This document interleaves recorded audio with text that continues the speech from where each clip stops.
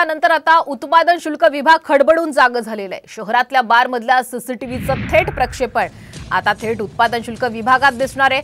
अल्पवयीन मुलांना मद्य विक्री करणं किंवा वेळेचं उल्लंघन होऊ नये यासाठी उत्पादन शुल्क विभागाने सर्व हॉटेल बार पबमध्ये सीसीटीव्ही बसवण्याच्या सूचना दिलेल्या आहेत। या सीसीटीव्हीचं प्रक्षेपण थेट उत्पादन शुल्क विभागातील दुय्यम निरीक्षक आणि अधीक्षकांना मोबाईलवर दिसणार आहे। त्यामुळे नियमांचं उल्लंघन करणाऱ्या बार आणि पबवर आता उत्पादन शुल्क विभागाची करडी नजर असेल।